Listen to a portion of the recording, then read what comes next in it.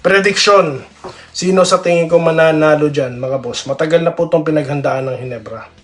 Kaya sa pakiramdam ko, base po sa performance nila, mananalo po ang Hinebra. Okay? Yan po ang aking prediction, no? Okay, so yan po ang ating topic ngayon. Shoutout na po tayo. Yo, what's up mga ka-Doy TV Sports? Welcome back dito sa ating malupitang channel. Doy TV Sports tama po. Well, ang ating pag-uusapan nandiyan na mga boss. Of course, panalo ang Hinebra. Hindi na po ako nagulat yan, no? Okay, sinabi ko na po sa aking prediction. Okay, kahit sino pa po ang tumutol, pag sinabi kong matatalo ang Rain or Shine at TNT, wag na kayong pumalag. Wag na kayong maglaban. Mapapahiya lang kayo. Okay? Biruin nyo po, pinanood ng 6,000, okay, na viewers natin sa Facebook at YouTube, dalawang platform na yan, no? Okay, nag-iisip ako kung itutuloy ko ba yung TikTok. Comment nga kayo dyan. Okay, sige, pag-usapan na natin yan. And of course, yun yung mga paboritong mga pa-shoutout. Alright? So bago po yan, salamat po na sa ating mga minamahal na followers and subscribers dito sa ating malupitang channel. Okay? Sa mga hindi pa, okay, napag-iiwanan na kayo. Kasi yung mga followers and subscribers dito, alam na kung sinong mananalo dahil nga nakinig na sa akin. Okay, kaya nga pahiya, no? Yung mga kumokontra pa, no? Siguro naman, you learned your lesson, mga boys. Alright, dito na tayo sa ating gustong pag-usapan, no? Okay, well, wala naman po, no? I mean, not so much to talk about in this game. Kundi, ano lang, high praise, no? Dito po kay Bol. Okay? Bakit?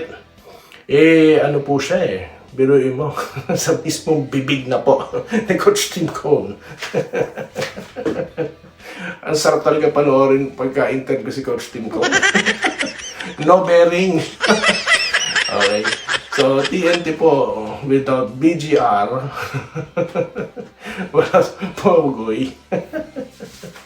Then, si Optano, naglaro po ba ng buong fourth quarter? Ano na, may palusot na. Yung mga, haters, may palusot na.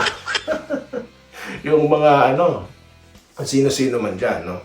Kaya, alam nyo, after the game, parang, okay, congratulations sa Hinebra. I have to create this content dahil alam ko, bago matulog po ng mahimping, ng masarap na tulog ang ating mga kabarangay, nag-aantay kay Doy TV. Di po ba? Alright? So, well, bago ko po i-end itong content, tatanungin ko kayo.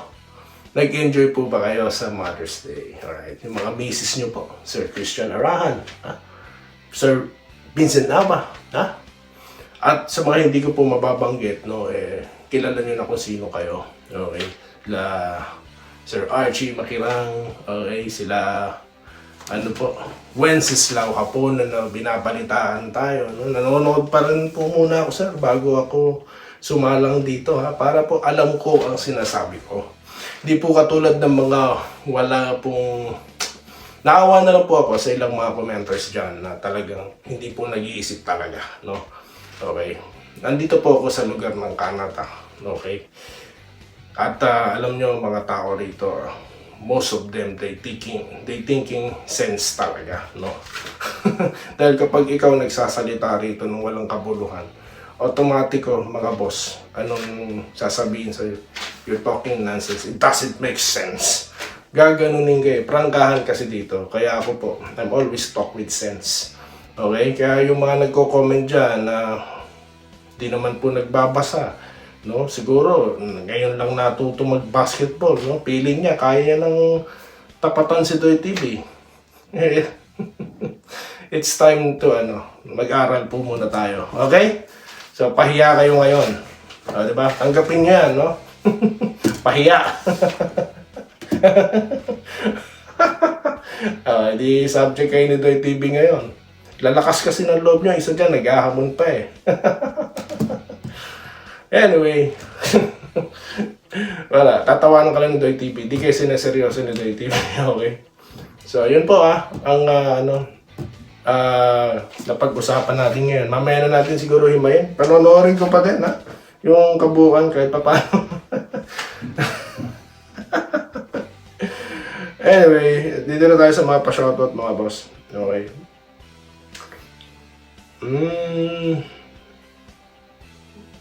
Willie Bardahe, ayan, shoutout po sa iyo, sir. Ayan. Marami pong nanood ng ating prediction. So, alam nyo na. So, nanood pa ba kayo ng laro right after I announce? Kasi,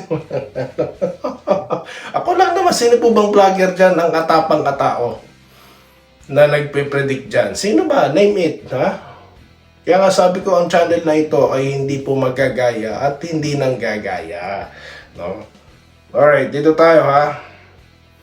Fernando Cruz Jr. Ginebra versus SMB. Okay.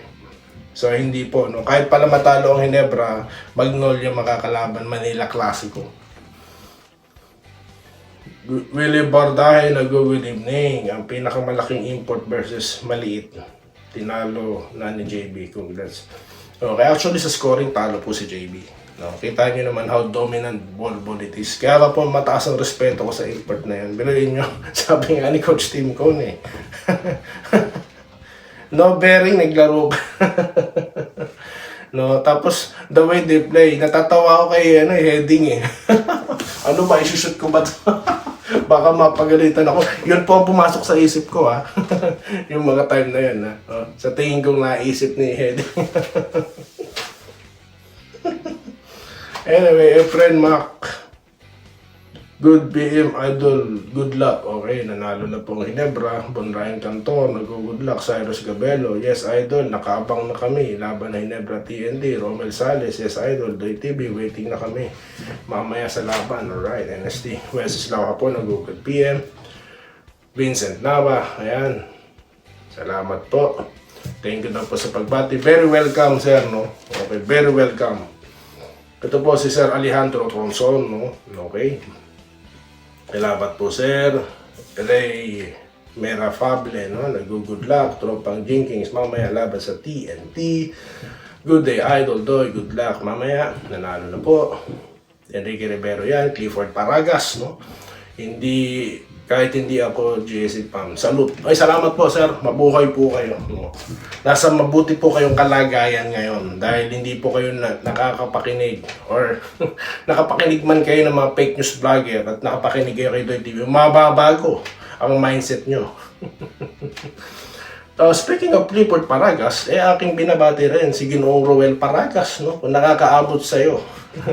Sir, boss, ang pinakamagaling po yan, ha? Merchandiser. Okay, pinakamagaling. Isa sa pinakamagaling. Baka naman po magtampo ha ang ibang mga ibang mga kasamahan namin. Okay. Ron Rosario, ha? Okay. Naalala ko Troy Rosario meron tayong kilala din, no? Na si Ginong Ron Rosario. Okay. Alright.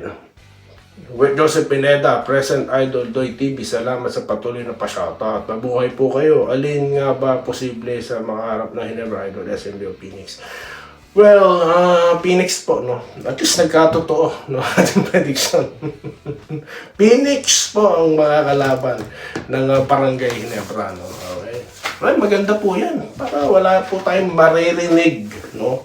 Sa first playoff pa lang ng bigayan, kapatid, sagip ka pamilya, at least, no, wala tayong maririnig na ganyan. Pero for sure, no, expected ko na, maririnig na naman natin, no, referee, no, wala naman kung bago.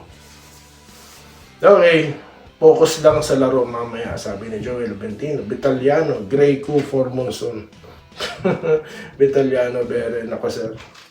Nako, hindi ako papayag. Ralph ko? Hindi. Revise nyo yan, sir. Betaliano Bere, ha? Carlito Bolima, nag-good day. Toy, gamitin sana ang Twin Tower. Okay. Okay, nakita ko po kanina, no? Naglaro si Go, ha? Okay, JB talaga ang go. Good luck, Ginebra, NST forever. Mega Apple, laking Apple niyan. Mega daw. Kasi narahan all the way, syempre, JB 32 best import. Matalo, manalo, Ginebra, NSD, syempre, pero mananalo tayo. At happy Mother's Day sa lahat ng mother dito sa ating Doy Ginebra NSD channel. God bless. Doy and family and only legit vlogger ng Ginebra. Salamat po sir, mabuhay po kayo. Mula po dyan sa Sydney, Australia. Ayan, yan po yung mga followers natin talaga. No? International, no? Yung mga epal na akala mo, no? Makikipag one-on-one, hinahamon si Doy TV na one-on-one. Are you sure, sir? Okay, Rolando Ledesma, aminado naman tayo na si Bolbol ay malakas na import. Magagamit niya ang height niya na 7'3" to dominate, marunong magdala ng bola. Yes, evidently, no, hindi naman po tayo tumututol dyan. No? Pag-usapan po natin how to defend that. No? Pero mo, pag umatake siya, yung collision, hindi po may iwasan yun. Eh.